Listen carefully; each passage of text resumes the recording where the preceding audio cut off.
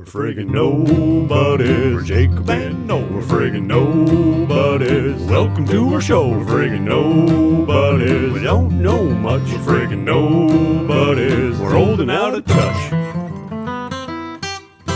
Art is not subjective, you idiots. Stop thinking that just because you want to defend your bad taste. And it's subjectively not objective. So, you want me to go first? I don't know, you can. Oh, hey, hi, how's it going? That's Jacob right there. Today, hey, that's Noel. And we're friggin' nobodies. Nobodies. Nobodies. And, Friggin'. Yeah, you want to go first? I can go first if you like. Your font is way smaller than mine. Yeah, I don't know. All right. Okay, He's going to go first. Yeah, today's topic is art is not subjective. Well, if that's a topic, it's more of a statement. Something like that. Anyways, I wrote a thing here. It's a little bit pretentious, but I should be able to get through it anyways. Okay. I've long believed that there is an objective principle in art. I think that people like to believe that all art is subjective because they don't want to look at their own taste critically, and they don't want to engage in why one piece of art is better than another. It's too adversarial. Now, I don't think there is some clear-cut distinction where you can easily apply a test, boom, boom, bing, bing, bing, good art, right? But I do believe that we can see generalities that become more clear over time. For example, I would say that every play Shakespeare wrote is objectively better than the writing in Hustler magazine. But I can't say with any certainty whether Mozart or Beethoven are better. And in fact, words like that stop being useful at that level. That's when things like taste can come into account. We have this idea in our heads that it is wrong to create a hierarchy of art, or of most things. It's hard to make value judgments, but we simultaneously have a strong impulse to create them nonetheless. Lists, for example, are hugely popular. People love arguing over the best songs, guitarists, board games, novels, whatever, of all time lists, the various publications put out. I've heard many who make the all art is subjective argument then make some pretty emphatic statements about certain films, bands, paintings. They'll withdraw when called out, and you can see the that sucks turn into it's not for me. I trust the first response, the instinctual one. So I know they have a hierarchy of art. I know they apply certain value to certain artistic principles, but it is frequently unexamined or ill-defined because we don't want to admit that it exists. It creates too much conflict, either with others or within ourselves. Now, personally, I find that if I apply these principles, which means I'm constantly searching for them, I will better understand myself and my own taste, and will likely, at least in my experience, start to open up to more forms of art. To learn to push beyond my taste, beyond my experiential programming. See, one of the first things that happened when I started admitting that I believe art has a strong objective principle is that I had to examine what I did and did not like, my taste. And frequently, I find myself saying that a piece of art was good. Does that mean Rob's here? God damn it. Rob ruins everything. Yeah, it does mean Rob's here.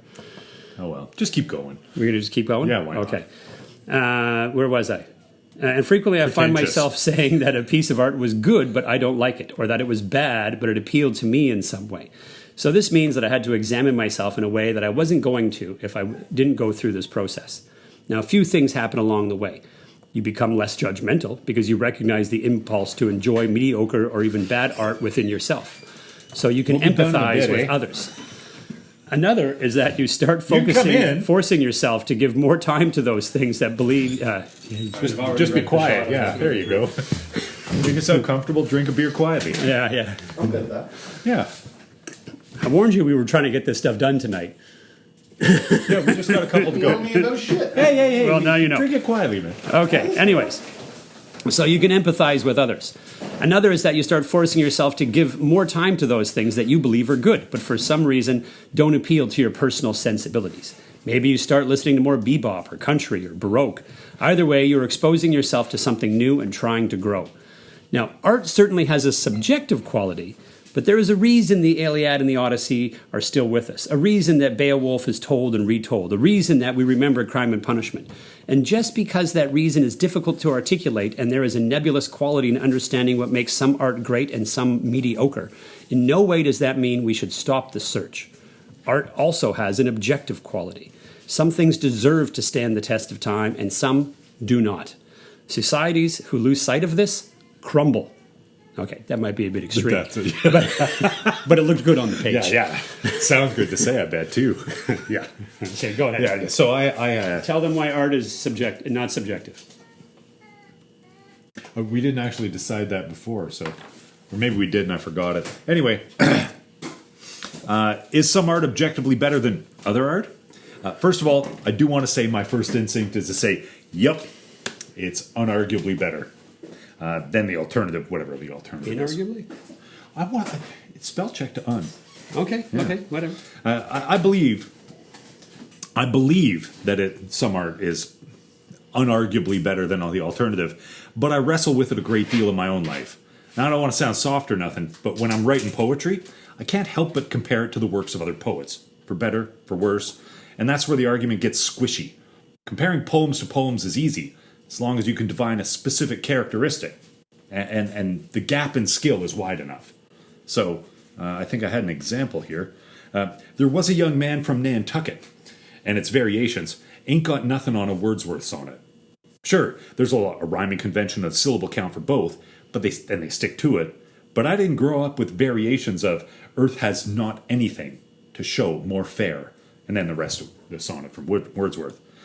Sonnets are more complex structure, they require more skill to utilize properly. That said, I did grow up hearing a bunch of different words that rhymed with Nantucket.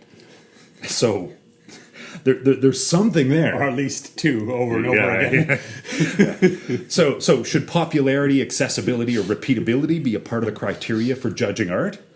That's a squishy part. And those characteristics are a little subjective to me, if you know what I mean. Eh? And when you sit down and start to compare different art forms, say painting to film or sculpture to music, then it becomes a judgment involving all sorts of sloppy words about feelings. Evoke, resonate, provocative, passionate, and that list is interminable.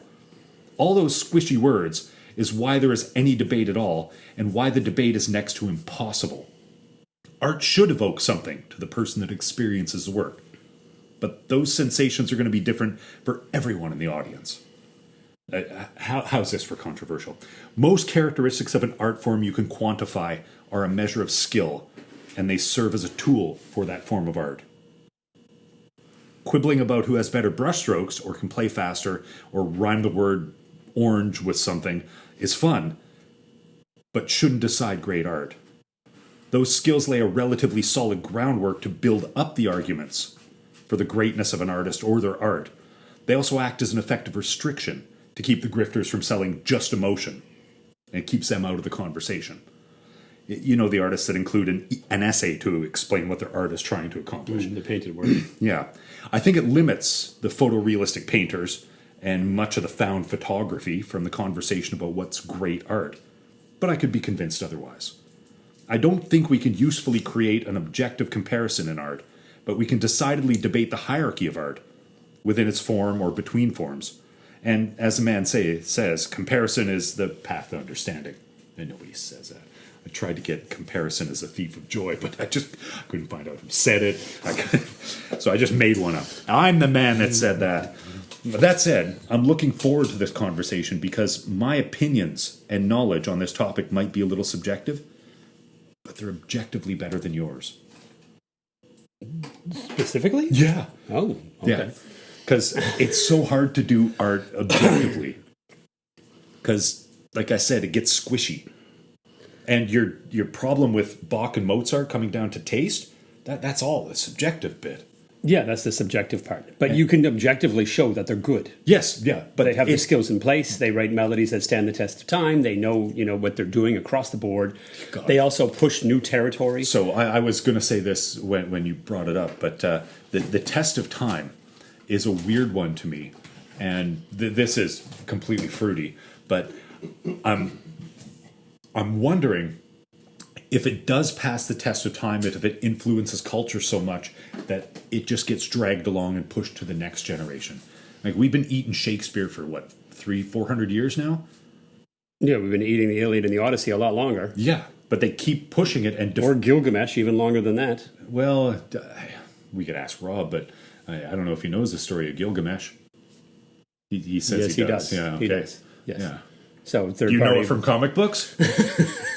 All right. A little bit. Yeah, so it keeps getting pushed along. Maybe because it's a standard story, or you need those stories or art forms to move your culture or to ground your culture. Well, first, I would say that if a piece of artwork stands the test of time, and by that I mean moves through cultures and continues to resonate, that means that it's not just appealing to the cultural biases of that time, or it may be, but there's also more. There's something more. And I'm wondering if it helps build the next culture from that.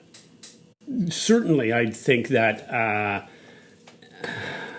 But that's not objective or subjective. No, it's not objective or subjective. No, we're getting sidetracked here.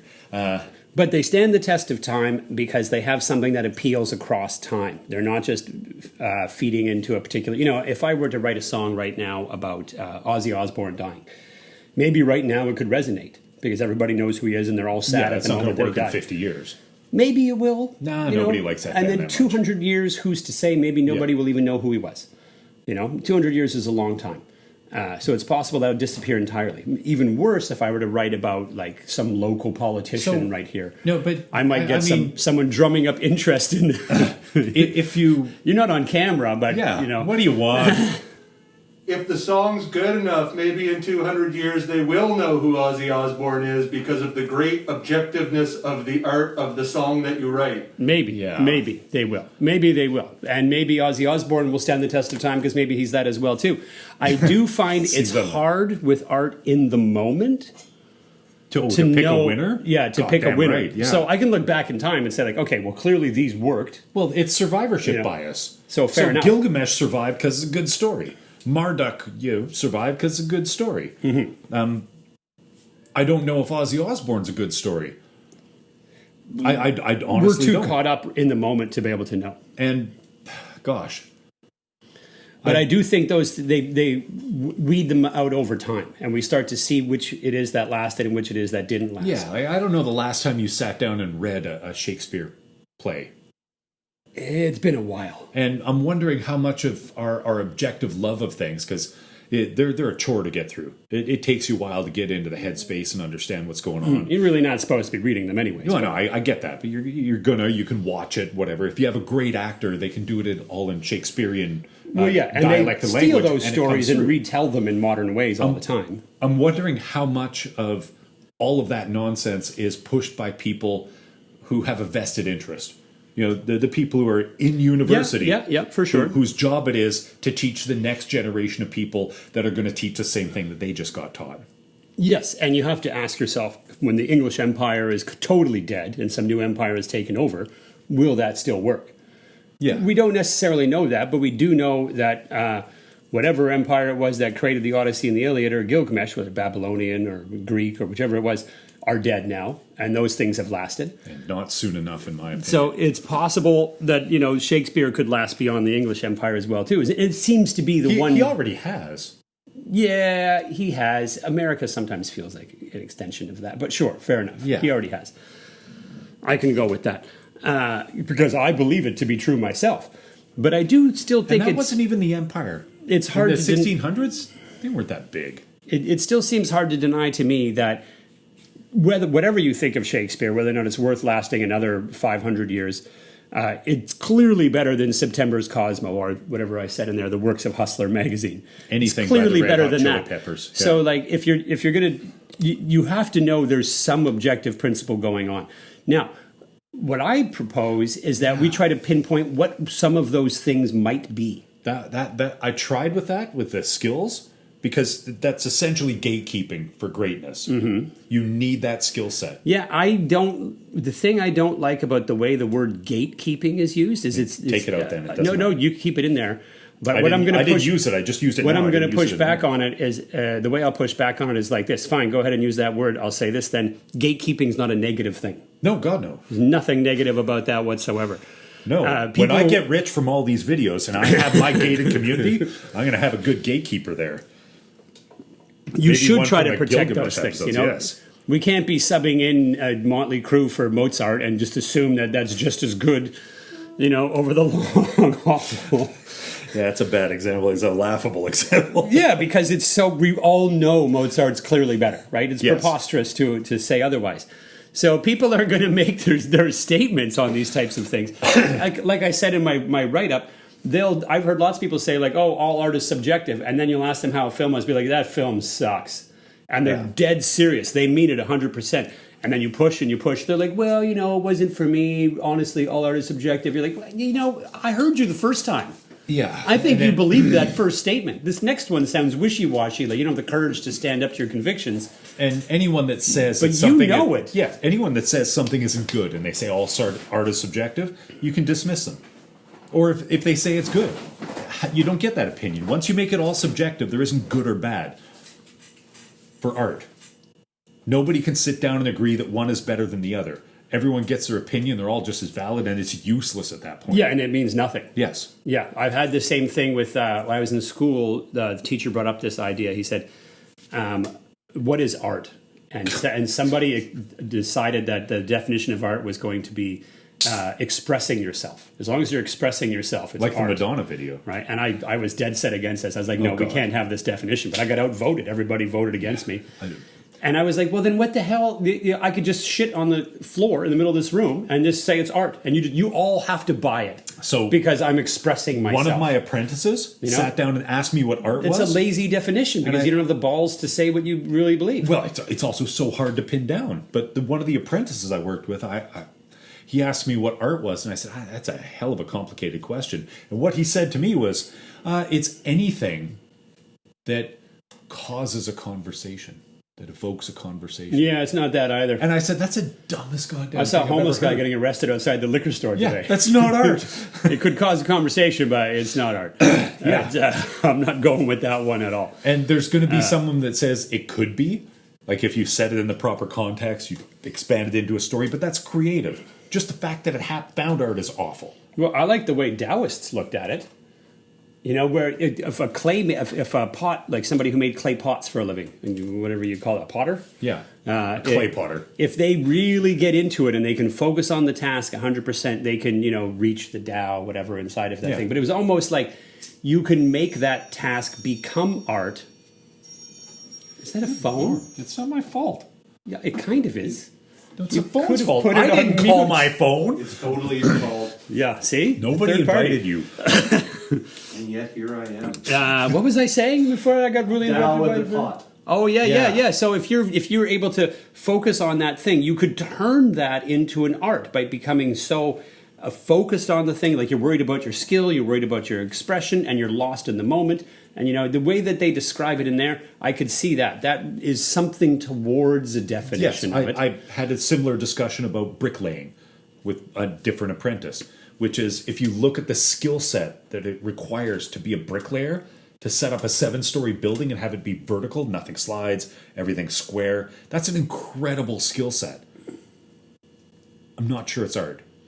But the skill set is up there with artists. The skill set's high. Yeah. If you were to do something creative and evocative that made you think, oh my God, this bricklayer created a fantastic piece that, tickles my pickle. Yeah. That would be great, but you need that skill set to do it. Yeah, you have to have. I do agree that I like to see the skill as well. I like to see that first. So once you've built up enough tools to build whatever the hell, to do whatever the hell's yours, like understanding how to play instruments and write music, understanding how to paint, or understanding how to whatever it happens to be.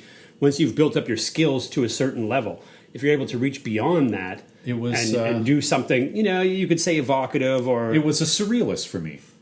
I don't know what museum that I was at. But that points to a deeper meaning. They had a whole pile of surrealists, and is Magritte the dude with the apple face, or is that I'm thinking someone else? Whoever did the apple wearing the hat and all the Dali stuff. Oh, yeah, This is okay. not Yeah. a key. Yeah. That's Cecina Bun Beep. Yeah. He's got a great one with the horse where the background and foreground are all messed up. Yeah. Well, I went through and looked at all of these, and all of them were the paint job was there to serve the idea. Yes. Except for Dali. You get in close on a Dali, that dude is a painter. He's so good. You can see the strokes, the detail. It was stunning to see how talented he was in service of the idea. Yes. Of the groups that I saw, he was easily the best. Okay. Because he had that skill set along with the ideas. He had the craft Yes. down pat. And the other ones, they were fine pictures. They did what they supposed to do, but you could see that there was a functionality, like Asimov book. Yeah. You know, the words are there in service of the idea. Yeah, it seems like a lower art than, say, Dostoevsky or something. Yes. You know, which is better, though, Dostoevsky or Dali? I don't Speaking know. of Dali, I looked at a lot of Max Ernst because he does all the skeletons and stuff, Yes. and I like Max Ernst. I have to rank him a little below Dali, even though I'd like to say higher because it's more hip to choose a more obscure guy. Super but the goth thing is, man, his that's awesome. craft isn't quite there to the same No. degree. Things look a little clumsier. You know, he's like the Rob Liefeld Yeah. of high art. You know, the craft isn't quite there. You know, and it's a shame because in that contest, he would have suffered the agony of defeat. Yeah. That's We're at 20 minutes already. Oh, okay. So And I that guess was we supposed to be the resolved it rule. then. Yeah. All right. Well, Rob's here as well, so I guess we proved it. Art Yeah. is not subjective. You idiots, stop thinking that just because you want to defend your bad taste. and it's subjectively not objective. So we'll talk to you next week. Yeah, something like that. Yeah. Okay, cheers. Take care. Adios.